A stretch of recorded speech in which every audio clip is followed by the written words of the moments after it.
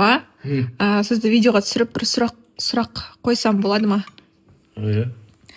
Алдына айтқансыз ғой,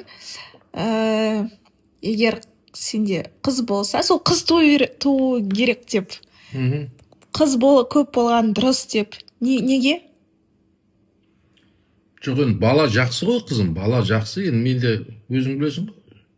Сенің күйеуің, өңшең ұл балдар ғой. Бала жақсы. Бірақ енді қыз вообще ата-анаға жақын халық қой. Қыз деген жақын халық қой. Қыз бөтен елге тұрмысқа шығып кеткен қыздың өзі сол жақта жүріп ойлап жүреді екен. Ауылдағы үйдегі ақтауықтың аяғы сынбас екен деп. Демек қыз деген өте бауырмал халық та. Қыз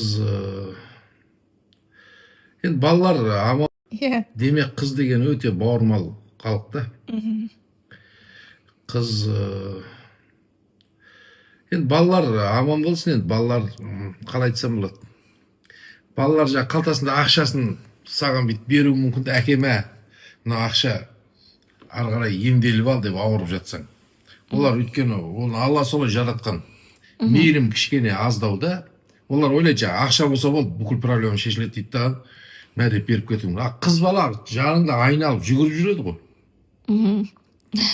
Мынадан ішесіз ба, мына ішесіз. Так что қыз мен бауырмал. Қыз өте бауырмал болады. Мен балалар жаман деп атқан жоқпын саған. Просто айтып атқаным ғой. Қыз бауырмал болады да.